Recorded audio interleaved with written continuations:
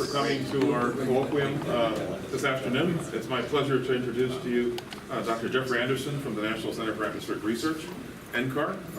Dr. Anderson's been there since 2001, where he leads the data assimilation research section and has led the development of the data assimilation research testbed, a community ensemble data assimilation facility. Prior to coming to NCAR from 1992 to 2000, he was a scientist at NOAA's Geophysical Fluid Dynamics Laboratory, where he led the experimental prediction group. Throughout his career, he's made research contributions in theoretical fluid dynamics, geophysical fluid dynamics, seasonal prediction, predictability, and ensemble data assimilation. As you'll see, a common theme of his research has been to improve the prediction of the Earth system. He received his Bachelor of Science degree in Meteorology and Computer Science from the University of Utah, and a Master's in Computer Science from the University of California, Berkeley, and a PhD in Atmospheric and Oceanic Sciences from Princeton University. And I'm delighted to have you here in our department and meeting with folks in AOS and SSEC, and we had a nice discussion to start things off earlier this afternoon. So looking forward to your talk on building state-of-the-art forecast systems with the Ensemble Kalman filter. Thanks, Michael. So I've been trying to get to Madison for a very long time. I've applied here at different points in my career for various things, and it never kind of worked out. I've tried to arrange visits. The only time I've ever gotten sick and failed to make a visit was in spring. So I'm excited to finally be here. And I got even more excited, so I got here a little bit early, and I was walking the halls on all the floors here. There's some old posters on your walls, by the way, so the 2001 snow stuff out there. But there's some new posters on your walls, too. And I got to say, so I go out and support a bunch of UCAR universities. So I've talked at about 55 universities in the last 10 years. And I think you have the most diverse, interesting stuff in your building of any of those. So it's really quite spectacular. And I'm excited to tell you a little bit about what I do and maybe find out if there's some synergies with some of the things you do. So now the first thing I do in this talk to make sure everyone's awake is I look for a victim. I have to be careful. Okay, so let's see. Okay, that was a data assimilation experiment. Okay, so why was that a data assimilation experiment? Okay, so that's me. Okay, that was the experiment we did. So I'm going to give this idealized version of that in which the ball takes 2 seconds to travel from my hand to a point at which, nicely enough, your hands were underneath it. Sometimes it doesn't work out like that. Okay? And so you had to be able to predict where your hand was going to be when the ball arrived. So what did you need to do that?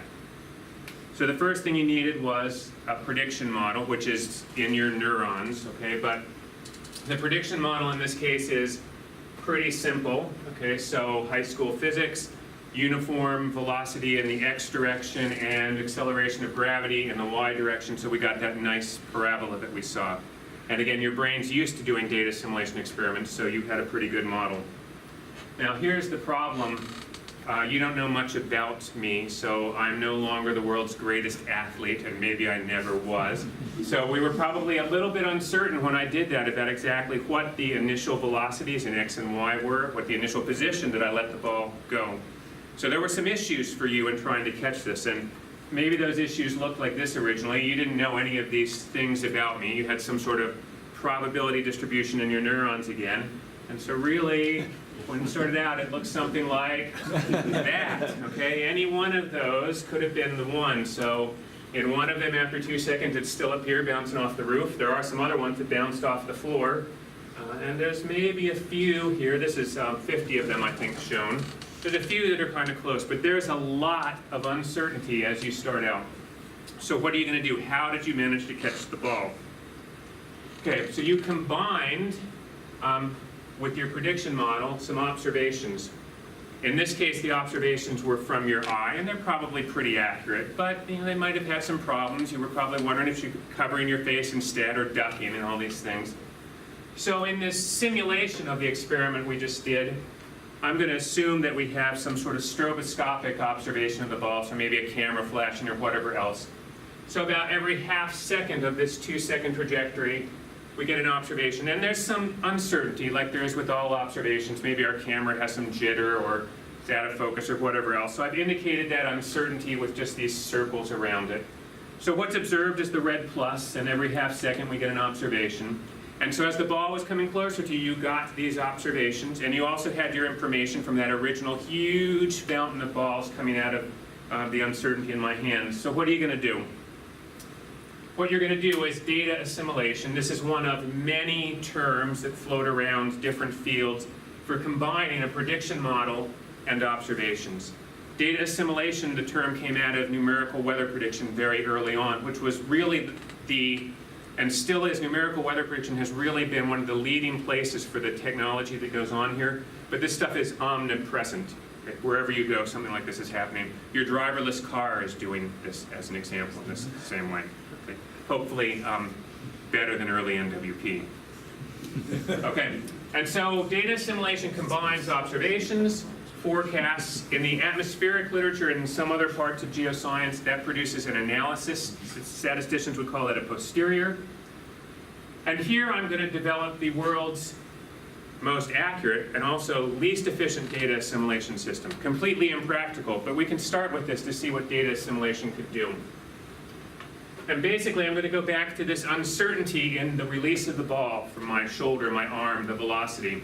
And I'm just going to sample that randomly a whole bunch of times.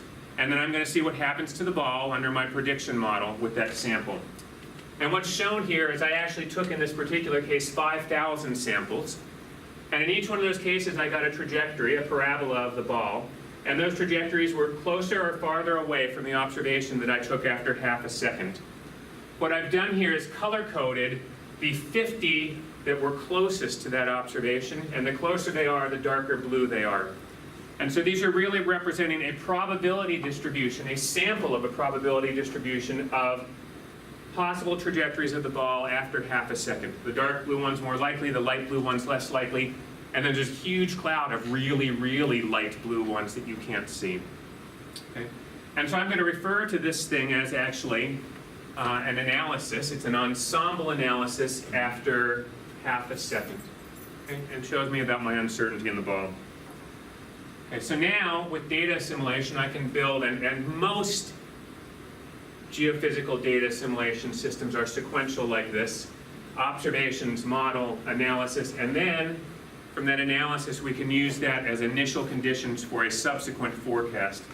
In this particular case, we can do a forecast starting from these trajectories that were close to the observation after half a second and see where they go. Okay, and so now it's a little bit better. There's none, well, maybe a few are hitting the ceiling. There's a few bouncing, but it's not as crazy as it was before. This green one is the probability weighted average of these 50 good forecasts here. And so you can see it's not terrible. You might have a chance of catching it after this half-second observation, but there's still a ton of uncertainty. And so as I said, these procedures are normally sequential. We can just keep going. So I can use my initial conditions again. And now if I add in information from the observation added the second time, you can see now I'm getting a little bit more constrained with the 50 best cases here. And they're probably not so bad for this initial portion here. And again, I can make a forecast from this time, so after a second. So things are getting better. I'm getting less uncertainty, and the ensemble mean trajectory is maybe a little bit closer to the truth. And so I can carry this on. So I use the 1.5 second observation, and that's what I get for a forecast in this case. And something like that is what enabled you to nicely catch the ball. You notice I caught it when you threw it back too, which doesn't always happen either. Okay, so this is the most naive form of data assimilation, but it is in fact an algorithm that converges in probability to the correct answer. And notice that the correct answer is still a distribution. Okay, this is a problem about probabilities. There is always uncertainty involved here. And just recapping this, as the forecast lead time gets shorter, the uncertainty gets less, and the quality in general gets better. Okay, that's a probabilistic feature of the system. One can do a lot of other things with data assimilation like this too. As an example, one can do a reanalysis, which includes using observations in the future to estimate where the ball was. So in this particular case, if you watch what happens as I use observations in the future, you can see how my estimate of where the ball was at 0.5 seconds is also improved. So that's a reanalysis. Many of you have seen these, and most atmospheric reanalyses don't make use of observations far in the future, but they could. The term has been a little bit co-opted there. I don't have time to give you my general data assimilation talk. I'm going to focus in on ensemble filters here, but there's many, many other things we could have done with that data assimilation procedure I just went through.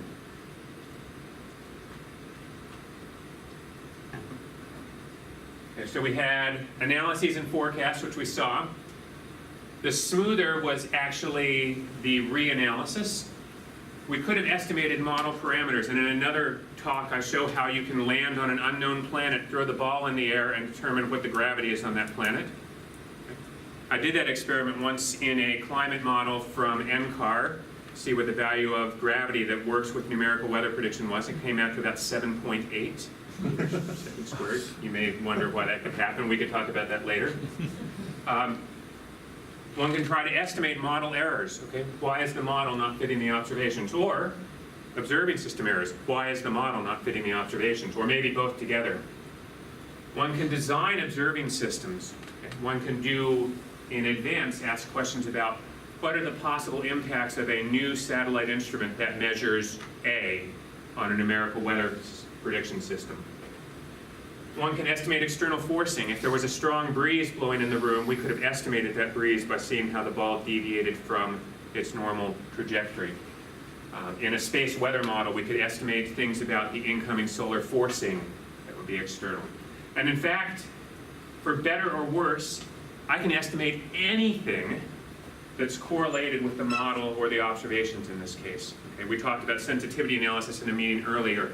You can correlate the position of the ball with anything else going on during that experiment. Tremendously powerful, also tremendously dangerous, because the vast majority of those correlations will just be meaningless noise, which you can publish. Okay, now, why did I waste time with this two-dimensional example?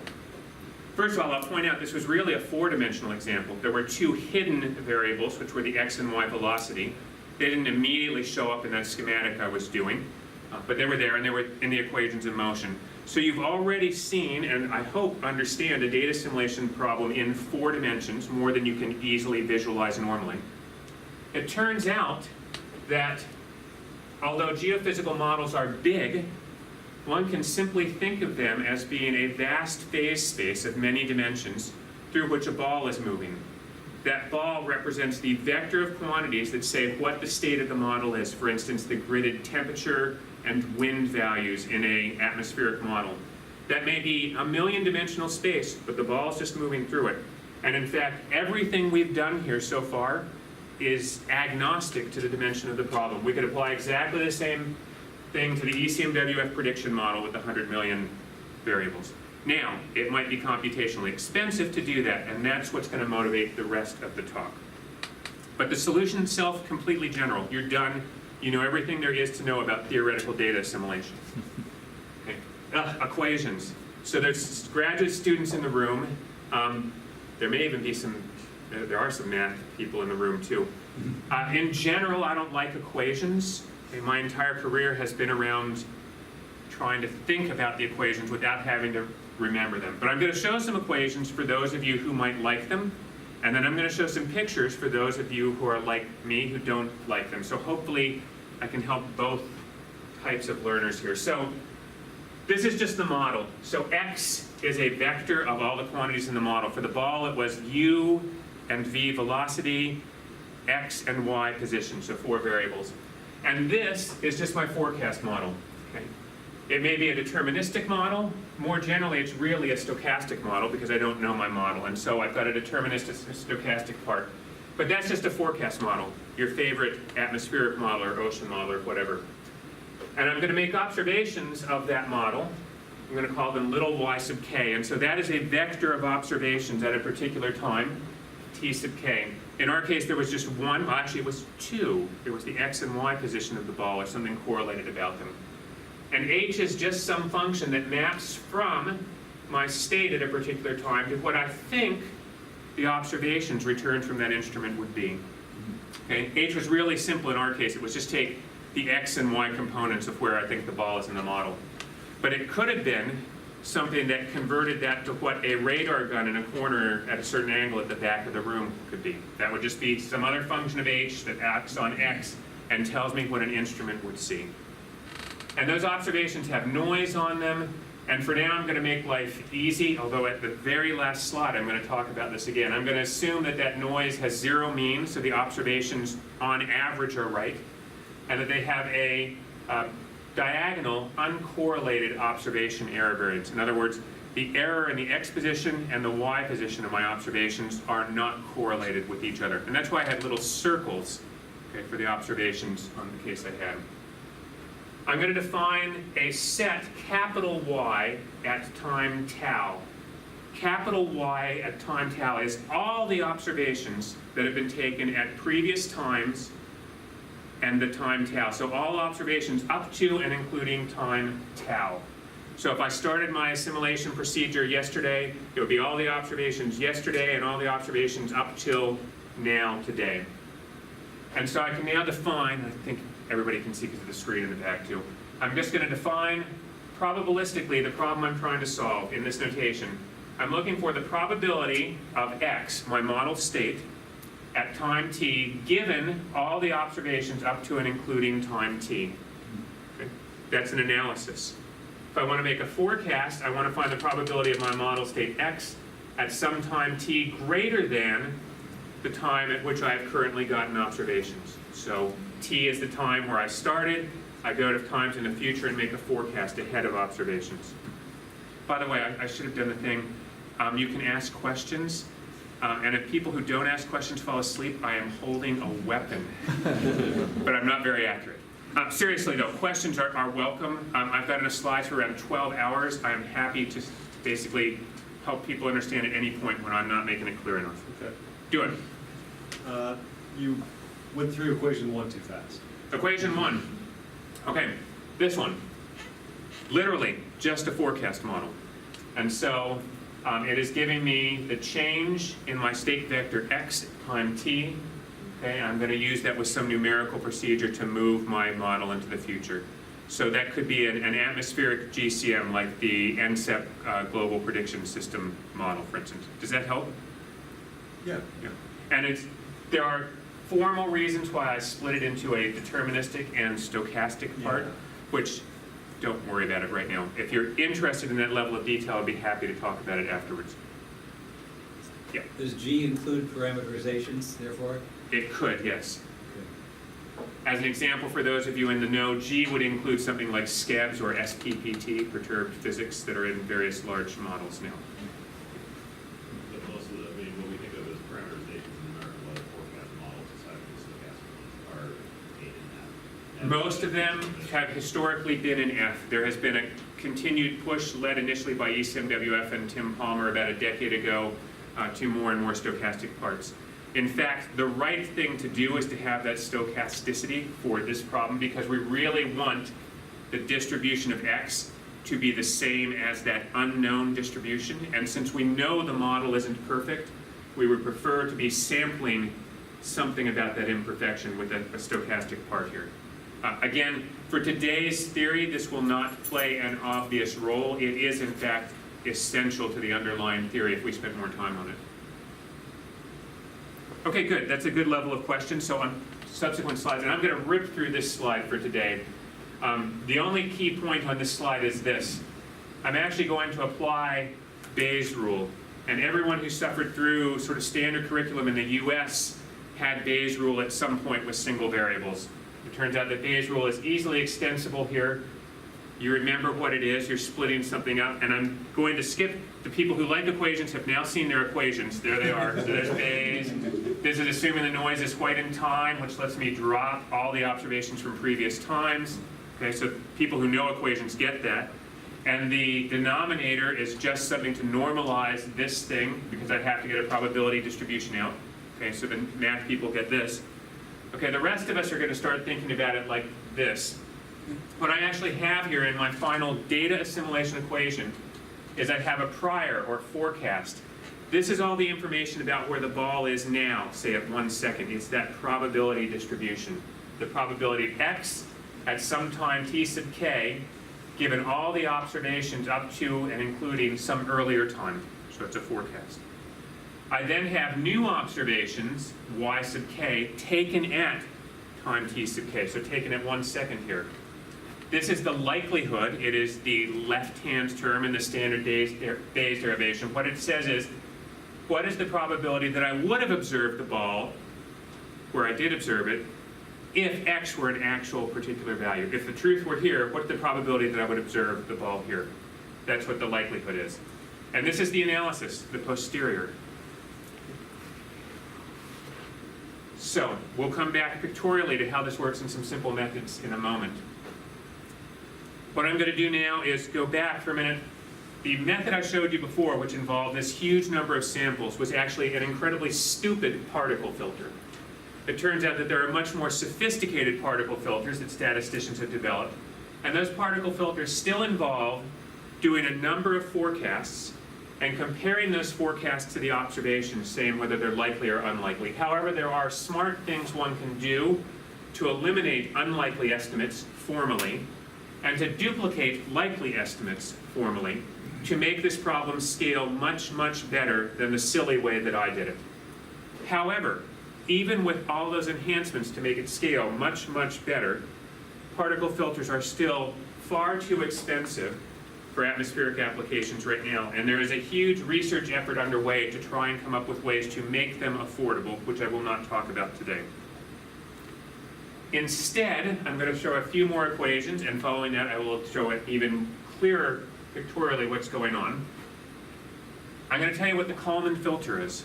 Okay, developed in 1963 by Kalman and his graduate students, actually known by Gauss centuries ago, but Gauss did not have a computer, and so it wasn't very useful then.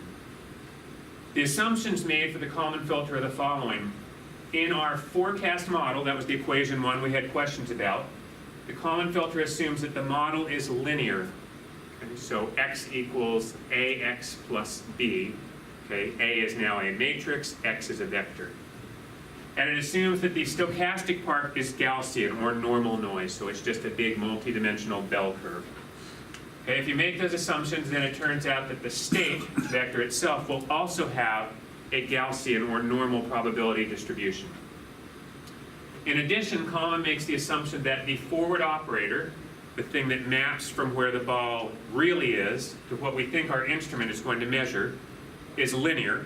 So that was okay for our position observation. It might not work for our radar gun in the back if it's at an angle.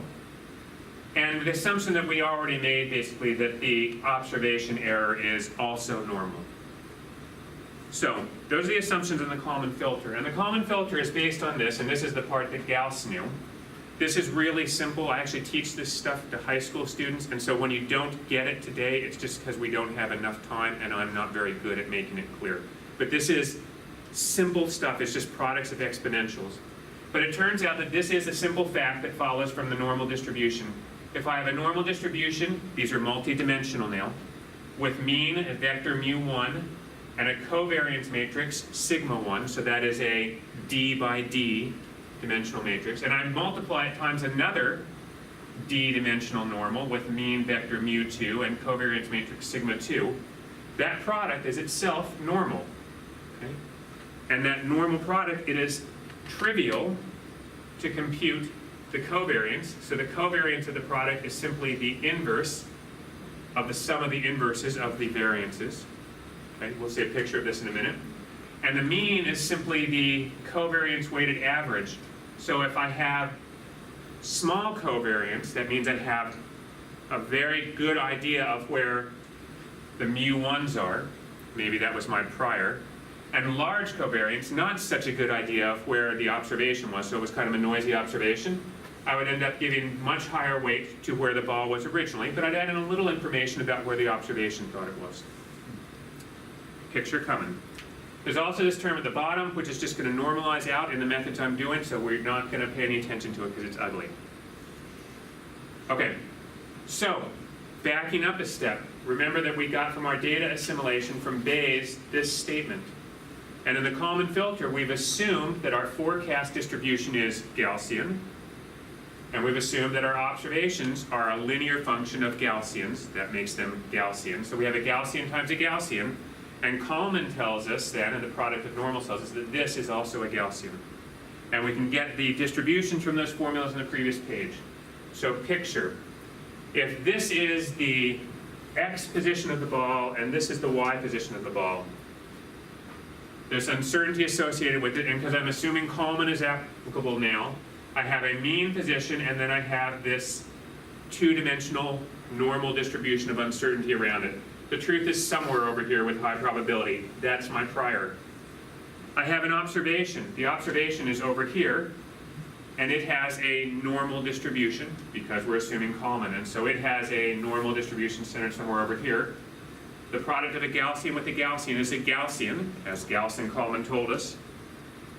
There it is. It turns out that the mean of that posterior distribution lies on a line between the mean of the forecast and the mean of the observation likelihood, and it is closer to the one where I had more certainty. In this case, it's a little hard from this without rotating it. It's closer to the higher prior estimate and further away than this, and it's taller than either of them. We have eliminated some uncertainty, so we have a higher estimate of the probability at the mean and smaller tails on the distribution. This is what Kalman filter data assimilation is all about. It's simply weighting between a prior and a likelihood or observed estimate and saying the truth must be in between them, and it's closer to the one that we knew better and further away from the one that we didn't know as well. And that's all there is. Okay. Now the problem. It's easy to write down these formulas, but in a big model, I have to solve these things, and each one of these covariance matrices is model size by model size. So that means if I take current ECMWF model in its full form, these would be 400 million by 400 million matrices, and you can't store them. Even if you could store them, you can't compute this. Inverting is greater than order of n squared operations for the people who've done this type of theory here, but it's really expensive, so no way. You can't do this in a big model. So what are we going to do? We're going to do something that looks really, really stupid, and that is I'm going to represent my state like I did before with a bunch of samples. So here are, again, we've switched to green now because I've changed the colors for the equations here. But this is 20 estimates of where the ball was at the time of the first observation. So it's 20 of those blue trajectories from before. Well, I want to use a Kalman filter. Okay. And so I'm going to I'm just going to take the sample mean and the sample covariance of those 20 estimates. And so that gives me a green thing that looks like this. I'm going to assume that my observation developers, and I think there's some in the room, have given me a nice estimate of what the observation errors are that's normal or approximately normal. So fine, and then I use that Kalman theory to find a posterior in blue. Now my problem is I'm assuming that I'm using an ensemble, and so I'm going to have to take this green ensemble and somehow turn it into a blue ensemble that has the sample statistics of this. That's how an ensemble Kalman filter works. I start out with an ensemble of forecasts. I fit a continuous normal distribution to them, which is trivial. Okay, it's just the mean and covariance. Everyone knows how to do that. I do this process, and then somehow I come up with a new ensemble that works for the posterior. Is the basic concept clear to everyone? Okay. This doesn't work either. Okay, it's way, way, way too expensive still. In fact, it's stupidly more expensive because in fact now I have all these ensemble members which I have to keep around and collect, and I still had to compute the covariance matrix, which I couldn't afford to compute in the first place. Okay, so that looks really stupid. And in fact, I spent the first 5 years of my career in data assimilation having really smart people tell me I was really stupid at meetings. So for graduate students, don't give up if the smart people tell you you're stupid, but listen just in case. Okay, so I'm going to go to one dimension now. Okay, temperature outside here. Unfortunately, it's a winter day and I was too lazy to update the slides this time. So I have a prior ensemble of the temperature. I assume you have instruments on your roof, right? Mm-hmm. Temperature on your roof. Okay, so 5 ensemble members. My forecast from somewhere says it's between about -3 and 0. So I fit a normal distribution to this. It's just in one dimension now. Okay, so that's the sample mean and variance. Okay. I have an observation from up on the roof. It says that it's really 1C, and the guys who built that instrument tell me that it's plus or minus, I think this is 0.6, but it's plus or minus something. So this is the observation with an associated error distribution from the roof. Okay? So Kalman tells me how to do this in one dimension too. So I can do this in one dimension. So there is the posterior. Again, you can see it's closer to the observation because the observation was less uncertain. Okay, further away from here. And now I'm going to come up with a way to get a ensemble that has exactly these statistics. There are many ways to do this, but the easiest one is I start out by taking these 5 and I just shift them so that their mean is now the mean of this blue thing. I think that's pretty simple. And then I'm going to linearly compact them. Okay, so that doesn't change the mean, so I'm just linearly compacting them around their mean. The mean stays the same as the blue, and I just squeeze them in until they have the same sample variance as the blue curve.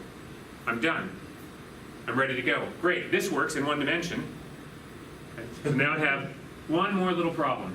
By the way, this is actually identical to the Kalman filter. Okay, the statistics are exactly the same as if I'd used a Kalman filter. I just had to use an expensive ensemble to get it now. Okay, so the final question then is this. What if I have an extra variable? I switched over to that Minnesota talk. I'm so sorry, Badgers. I'm going to have to leave right now. This is supposed to say Wisconsin and Milwaukee. Terrible. Okay, so now I have my forecast, and now I have an observed variable, the temperature on your roof, and an unobserved variable, the temperature somewhere else. And here are the 5 forecast estimates of that. Okay, so there's sort of a linear relationship, but it's not clean. Okay, so what am I going to do? So I'm going to do my one-dimensional problem, so I've blown up the marginal down here on the bottom. So this is the one-dimensional problem we just talked about. And I get these increments. In this particular case, the observation was significantly warmer and more certain than my forecast. And so the increments all say we need to shift the ensemble members warmer. Now my question is, what do I do about that estimate at Milwaukee?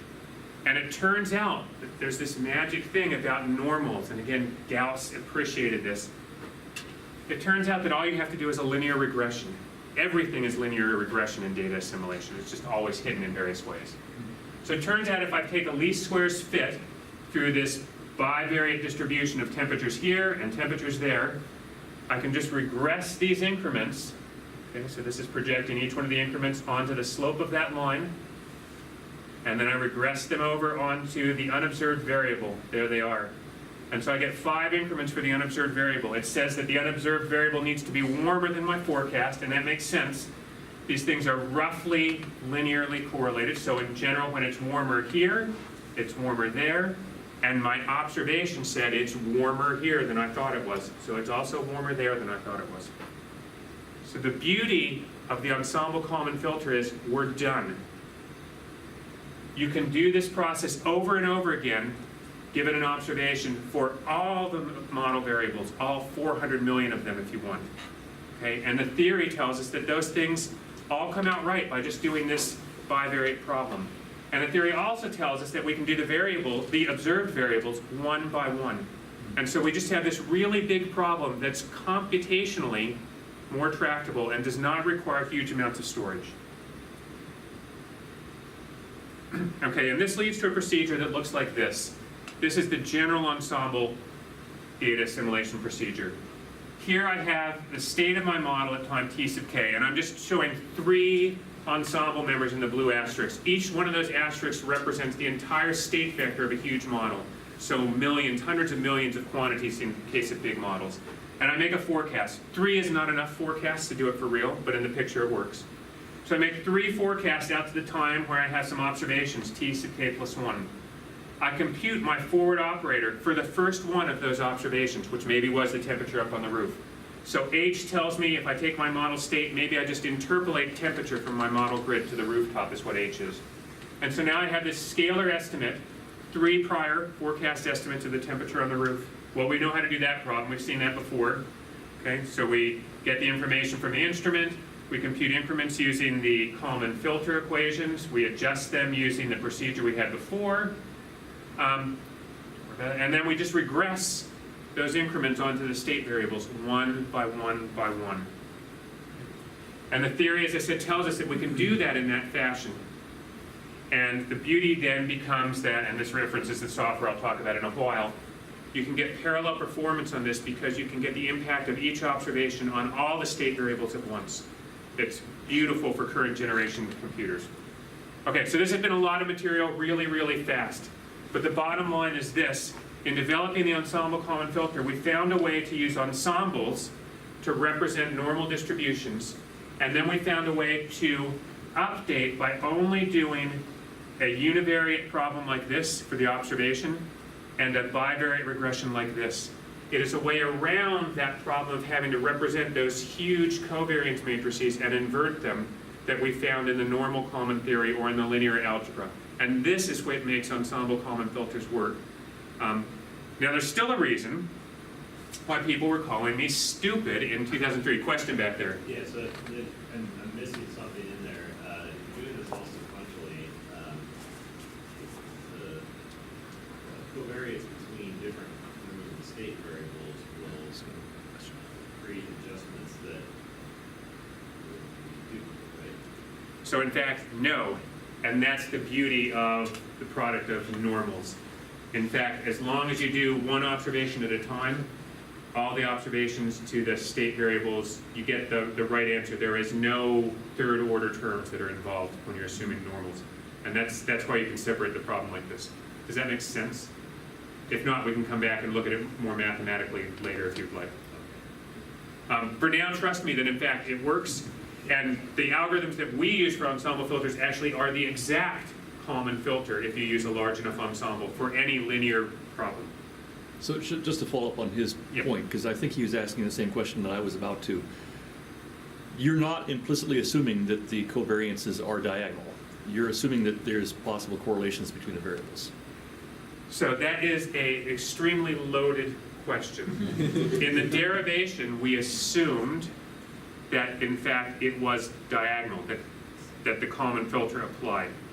But in fact, as soon as we put it in a real model, there is no guarantee that the ensemble fulfills that. We simply use the ensemble, as I showed in the picture, to get a sample mean and covariance.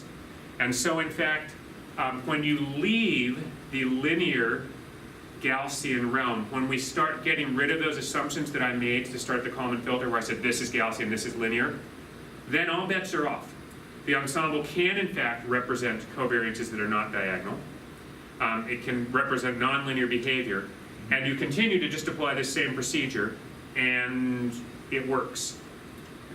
In the same way that other data assimilation, like variational assimilation, as soon as you're out of the linear realm, well, all bets are off, but it's an approximate theory and it works. Did that address the question? Sort of. I mean, I guess I see the question of linearity and that of covariance as being different problems. I mean, you can be linear, completely linear, and still have covariances that matter, where uncertainties or variations in one variable are correlated with those in other variables as well. And those covariances will be appropriately updated in this Okay. algorithm. That's All right. the answer. Okay, this is the Lorenz 96 model, which is the favorite toy, actually it's a simplified version of Lorenz 96, which is the favorite toy of data assimilation people. So this thing just, Lorenz used it to represent some idea of flow across a mid-latitude circle. So you can think of this as the pressure at some height across 40 north. So it's cyclic here, east to west. And this model is sensitive to initial conditions. Lorenz called it chaotic. So what I did in this particular case is I took a particular red solution to that model, and at time 0 I introduced tiny bit level perturbations, and I ran the forecast here for 300 steps. You can see as it goes along, these blue things start to grow. After a while, the blues and the reds just look the same. Okay, for those of you in atmospheric sciences, you might think of the blue as a climatological distribution after a while. And it's fine to think of this as a chaotic system. It's maybe not really. But anyway, small errors grow. I want to use data assimilation to stop those small errors from growing in the same way I used data assimilation to hone in on where the ball was as it moved in time. So in this case, I'm going to take 40 observations, and what you can think of this is that the position along the latitude circle of the green things is a location of a station that is measuring the pressure on this circle. And these things are noisy, so the green asterisk at a particular point is the value of the red truth at that point from the model, plus a draw from some random sample. So I've simulated low quality observations of this red thing. I'm building a simulation of a data assimilation problem, sometimes called an observing system simulation experiment, to study what happens with data assimilation. And what I've done here is I'm applying a 20-member ensemble common filter of the way that I just described to you. Okay, and this is basically where the field was in 1999. And you'll see that what we would like is we want the blue, which are our estimates of what's going on, to be pretty much on top of the red, and we would like them to not be too uncertain because we're trying to make a forecast of this thing. And you can see, pick your favorite place, there's the red, there are all the blues. Okay, so this does not work. Okay, it doesn't work, it won't work. And so the community got stuck here for about 5 years between the initial paper in 1996 on the working common filter for low order models. So what's wrong? We made a whole bunch of assumptions here when we did this method for updating. And the one that turns out to be the first order problem is sampling error. We have a small ensemble, and we're using that ensemble to compute that linear regression. That linear regression determines how the model variables get updated. And it's just noisy. If you only have 20 of these things and they're sort of randomly selected, that red slope's not really quite right. And by assuming that it's right, we have missed a source of uncertainty. We get really confident that we know what's going on, and the model says, no, not what's happening. And so what we're going to do here, the first thing you have to add on to basic ensemble common filters to make them work is something called localization. We're basically going to say, and I won't go into this entire figure here at this point, but we're going to say that small correlations in particular are really, really noisy. If you have something where you have a big cloud of points, you're not quite sure where it is, you get really, really big errors. And so what we're going to do is we're going to add in a method that tries to not use observations on essentially distant parts of the model state. So we're not going to use the observation over Asia on this latitude circle to necessarily change the behavior that's going on over North America. There are statistical reasons to motivate why this is a good idea, which I won't have time for today. But the bottom line is by using such a procedure where an observation only affects state variables that are somehow close to it, results in this distinction. This is the case I showed before. This is the same observations and same red trajectory, but with this localization being done by a statistical method. And now you can see I'm a little bit happier. The blue curves are in general close to the red, so I'm getting a fairly good analysis. And there is at least some relationship between how much uncertainty, how much difference there is between the different blue curves and how far they are away from the red. That's what I'd like. I'd like a forecast where if I have the blue curves all close together, it tells me the truth is right there. If they're all spread out, well, at least the truth should be somewhere in that set. So things are cool. So now we're in 2002. The Canadians are sort of using an operational system. It looks like things may be okay, but there's this other problem back in this thing, and that is model error. So perfect models are really few and far between in geosciences. I know this is not a modeling school, but trust me, there's problems with the models you're using.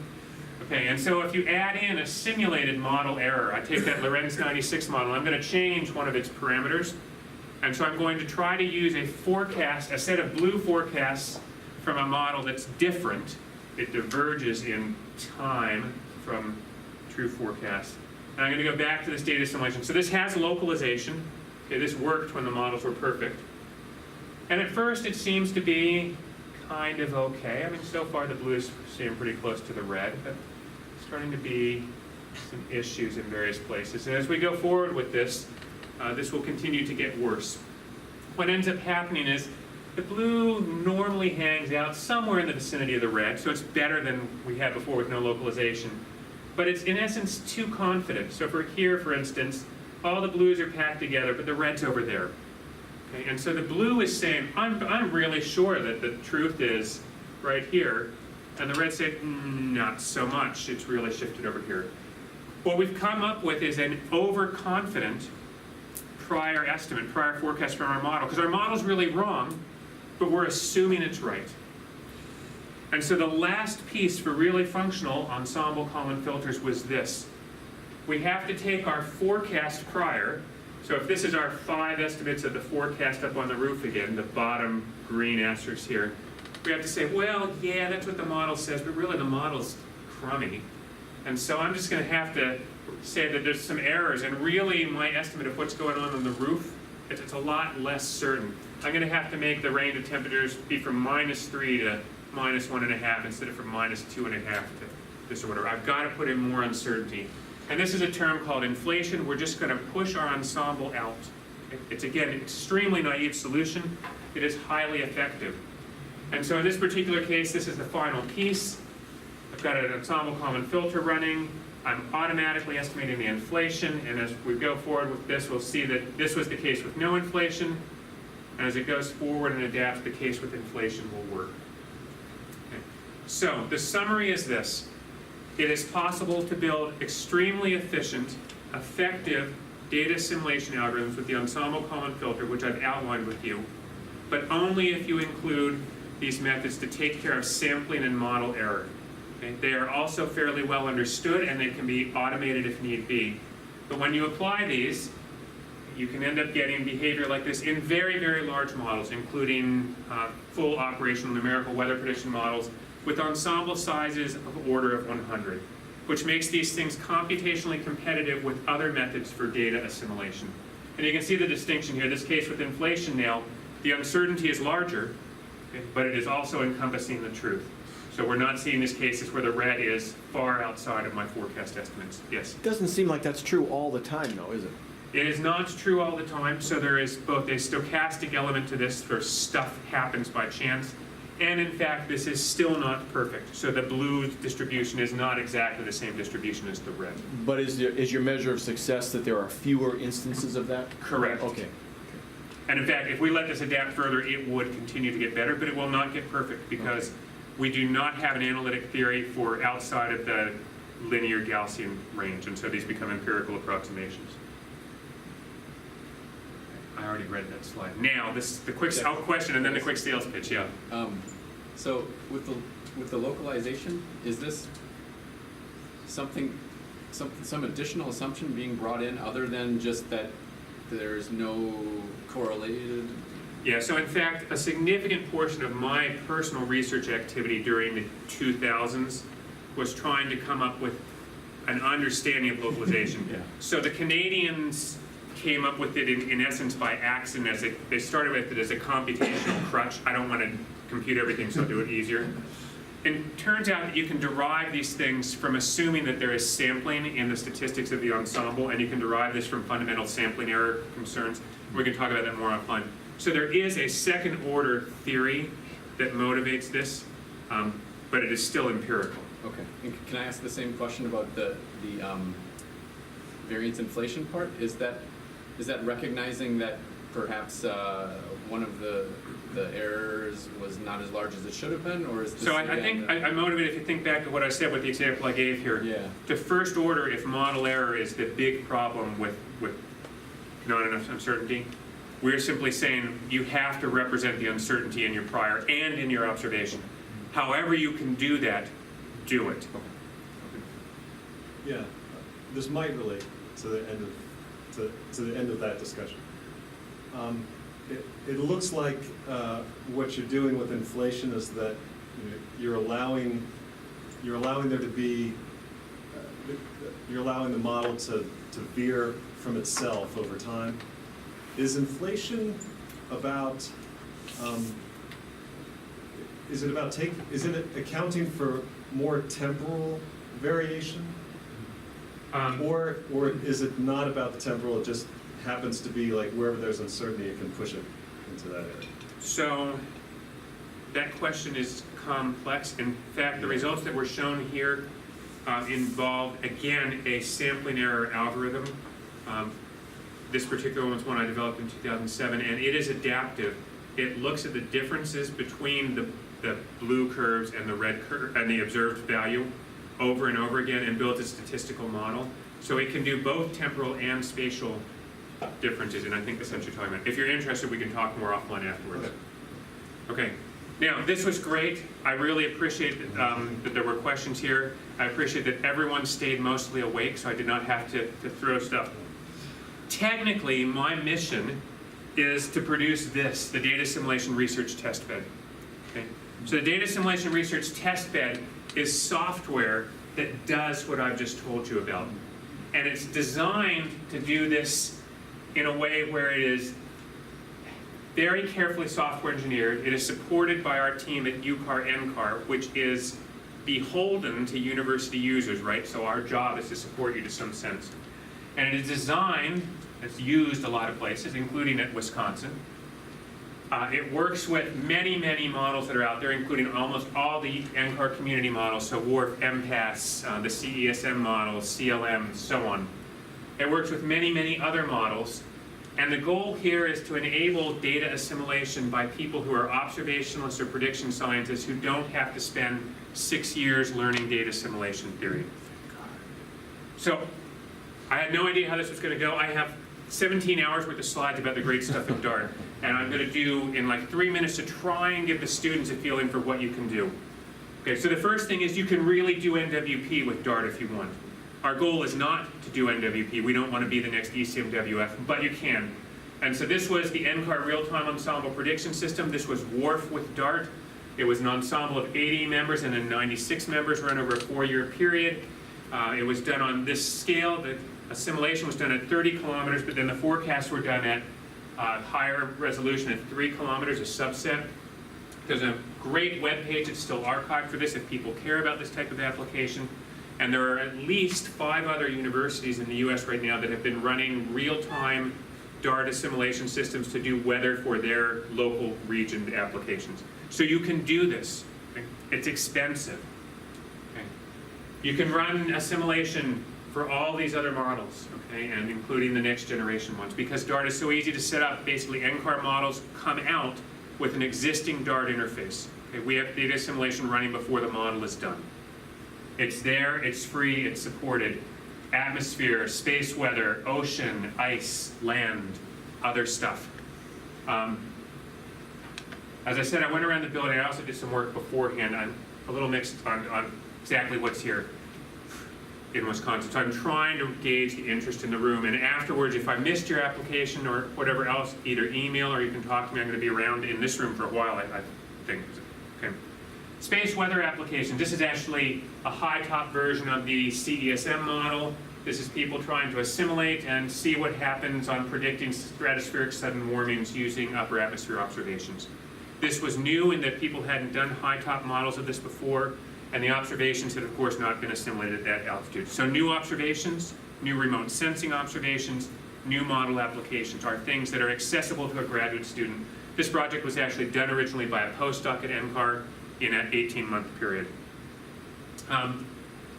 Coupled data assimilation and ocean data assimilation. This is an extremely hot topic. Last week's seasonal to decadal prediction of WMO meetings, everybody was talking about this.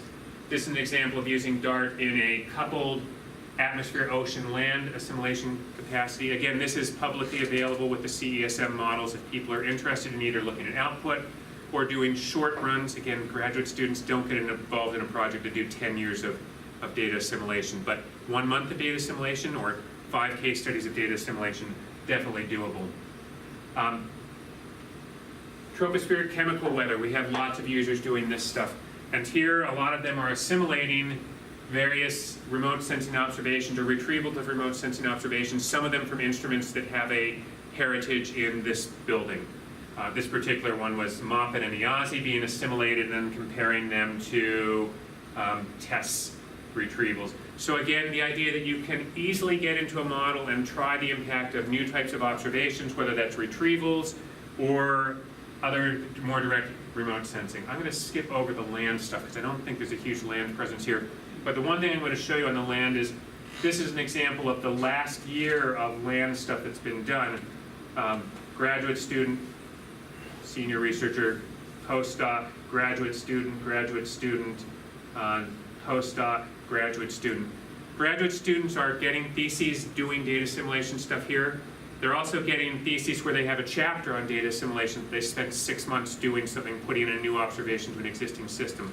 These are things that are accessible and that we can support if you have interest in doing projects like this. This again is remote sensing instruments that may be of interest here. There's ice stuff too, and I saw some ice assimilation stuff in the hallway here. There's definitely lots of good work going on in ice data assimilation. This is stuff being done at the University of Washington at present. As I said, there's too much stuff here You can do lots and lots of stuff, and I'm willing to talk. I like to talk to graduate students. We consider it part of our mission to support this. So if you're interested, either see me afterwards or my email is certainly available or whatever. But I want to go to one other thing though. So this came up in a meeting we had earlier. I have my own interest in being at Wisconsin too. You may remember I said, I'll show a slide at the end when I made the assumption about the observational error being normal and diagonal error. You may or may not remember. Okay, so almost all existing data assimilation methods have to make a pretty fundamental assumption that the error is uncorrelated. That means, for instance, that if you have a radiometer that is biased, that's a type of error correlation.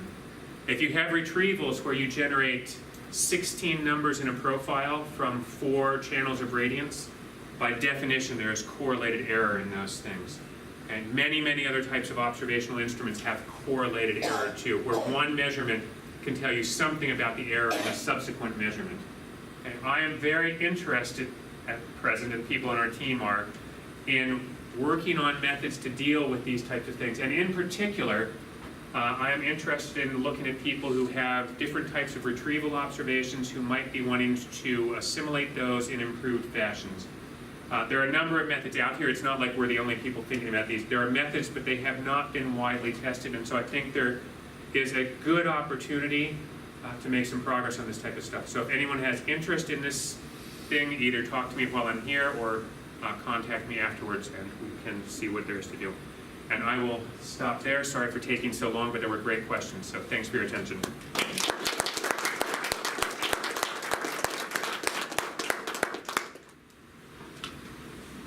We have time for questions. So Dart is applicable to virtually any system. Even if it was strictly like a typical numerical weather prediction model, even if it has if different models have different kind of nonlinearities, like parameterized convection, for example, etc., that it handles it all. Correct, and so some optimal sense. So Dart is engineered so that the model does its thing. So Dart has no fingerprint in the model itself. It simply requires that the model can make a forecast from one state vector to a later time, and it doesn't care anything about what goes on in that forecast. Dart also requires you to define the H that maps between that model state vector and the observations. Those two parts are what is involved in putting a model into Dart. So in the future, people may not know anything about the physics of the model, and yet they'll be having PhD theses. Yeah, welcome to climate science. Strike that from the recording. But in fact, yes. So in the extreme limit, one could be completely ignorant of what was going on in the model in any sense at all. It's a black box. And we have had applications to models that are not numerically based. For instance, there's epidemiological models that are purely statistical and things like that, where the model really is, per se, a black box. This might be a related question. What about diagnostic power from models? Do you gain anything by having a really sophisticated assimilation scheme? You certainly do for predictive studies, but what about trying to diagnose physical processes? So, data assimilation people have been promising since the beginning of the sport that we're going to deliver this improved models. It is not easy, and so people sometimes get the idea, well, I'm just going to put my model and run data assimilation, and ka-ching, it's going to tell me to go to this line in this subroutine, and you'll find that that's wrong, or this cloud is clearly wrong. That's not how experience has indicated it works. Data assimilation can be very effective at finding specific types of errors. So Dart has found errors in one of the CDSM dynamical cores, the Lin-Rude core, that had been run for millions and millions of years of integration with an incorrect polar filter. Dart was able to diagnose that when it was used in data assimilation in that model. On the other hand, Dart can't tell you which of the 27 convective parameterizations you can put in WRF is really the best one right out of the bat. Data assimilation allows you to confront the model with observations and build up statistics of how the model and the observations are related. The Ensemble method makes those statistics more robust because there is an error distribution associated with prediction. But at the end of the day, it is still a difficult task for a modeler to take that information and determine how to improve the model. On the other hand, I think the task is impossible at this point without that type of information. Anyone beyond the front row have a question?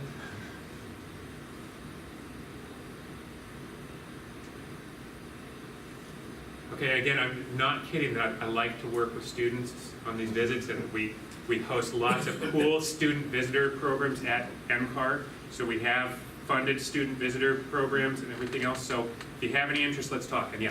Actually, I was going to follow up on that. It was that very much enjoyed 10 years ago, just a workshop you ran on Dart, and was wondering if that still is happening. So we last ran a workshop 2 summers ago. We're going to run part of a workshop, an ASP workshop this coming summer, which is actually on uncertainty quantification, which will both have a data assimilation component and a social science component, how you communicate that stuff. So there is an opportunity coming up. It will not be directly the data assimilation one like you attended, but it will have a component next year. So, question that we discussed this a little bit earlier today, but could you speak, and you just mentioned it, the use of Dart in non-atmospheric science context? And Okay. the opportunities that it might provide students that are familiar with data assimilation to expand their toolkit and help out in other fields. Right, so I'm going to give a very broad answer here. So Ensemble, and in particular Ensemble data assimilation, is unbelievably hot right now because it is so simple to do actually what was questioned here. You can compare models to observations without having a deep understanding of any of the pieces. And if you have the expertise to enable that comparison, you can be incredibly valuable to any number of activities. I already hit the geoscience ones, right? And the geoscience ones, the analogy is pretty obvious from atmosphere to ocean to ice to whatever else. Although we do have people doing solid earth stuff with this. And so you start getting people who are doing volcanology, trying to predict volcanic eruptions. There's crazy, this stuff sounds crazy, but these people do this successfully. There's people who are measuring the impact of waves that propagate from tsunami perturbations of sea surface height. They propagate into the ionosphere, where they change the total electron content of the ionosphere in about 20 minutes. And you can actually try and use data assimilation to get back and figure out where the tsunami waves were in time to predict landfall. So that's geoscience. Then you can start going to, there are people who have been working for quite a while. We had one collaboration where people were trying to predict where influenza was going. So these are epidemiological models. And their observations, sorry to hit this, their observations were Google searches for things like flu, sneeze, and vomit. Okay, so you can actually take observations, as long as you can say, well, if my model predicts that there's this much influenza here, here's how much that H operator would be, how many Google searches there are going to be for these different things. You can then use that to adjust your estimate of where flu is actually taking place. So you can go even further. People have used Dart for senatorial elections. So the last election cycle, Princeton got a lot of press for getting a couple Senate races right that no one else did. Those methods are actually very, very similar to adaptive ensemble Kalman filters. And then a number of my postdocs work in the financial and insurance industry, where they do stuff where they can't tell you exactly what it is, but they are using these methods to make money for investors and to save money for insurance companies. So the methods themselves are incredibly general. If you are a graduate student and you're saying, yeah, I'm pretty interested in geosciences, but hey, who knows what the job market's going to be like, so I would like to have 6 months on my portfolio of something I can market to other places, there isn't an opportunity for stuff like that. I will keep talking forever. Those of you, Jason just left because he knows that, but don't let me keep people long, and don't be afraid to leave, but I'll just keep talking. Maybe a couple more questions, Grant. Yeah, so I'm impressed by how general Dart apparently is based on all the applications you gave, but I'm still not really able to visualize what is the interface between the model, whatever the model is, and Dart. What does that interface look like in non-technical terms, I guess? Okay, so this will be semi-technical terms. A big part of Dart, the actual hard part of Dart that stops you from doing it yourself, is actually making it run effectively on supercomputing. So everything else I described here, I know it blurs from a 50-minute presentation, but in fact, given 5 papers, a graduate student could implement all the algorithms we have here in a couple of weeks on a scalar process. The real trick is making this work on 100,000 cores with a model that's got 1 billion variables. This is sort of the limit of what we've done. Now, that being said, the way Dart has chosen to communicate is that everything is at a file level. And so the requirement on the model is that it has some sort of file from which it can read initial conditions. It can make a forecast to some time in the future and write out a file of its variables at that time. And that is all that Dart requires in the model. Okay. The forward operators are actually a little bit more dicey because basically for geophysical models that requires some sort of interpolation. And so there is a need to know something about the model's grid and its relationship to geospace. We have developed lots and lots of high-level tools for doing interpolation. And in fact, when you put in a completely new model, in general, the interpolation capability is 80% of the programming effort. It's not always the case, but generally. So you have to create that forward model as part of the process of implementing it then? Right, so we've actually been very careful in the engineering to separate the notion of interpolation from nonlinear operator, and so it's simply the interpolation capability. Many models, of course, are simple. They're just logically quadrilateral, and we have pre-made tools for logically quadrilateral models. The MPAS model, which you may or may not be familiar with, for example, we put in 5 or 6 years ago now. It's based on a Voronoi tessellation, and so the grid cells are arbitrarily sided polygons from 3 to 10, and the wind variables are the normal component of the wind on the edges of those polygons. Interpolation for that model took me and my lead software engineer almost 3 months to actually get it right, and it got wrapped back into MTAS. And so that was the most difficult implementation we've ever done. One more question.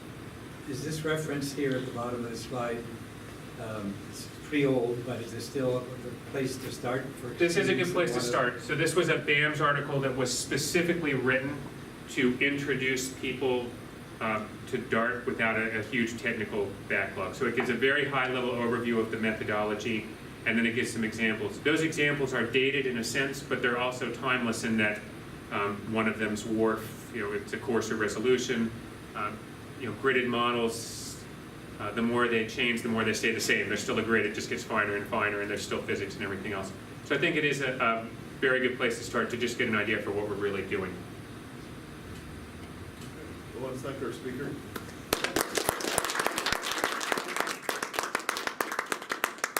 If you have other questions, still be around for. Yeah, so I already saw one of their questions, so I'll be back to that.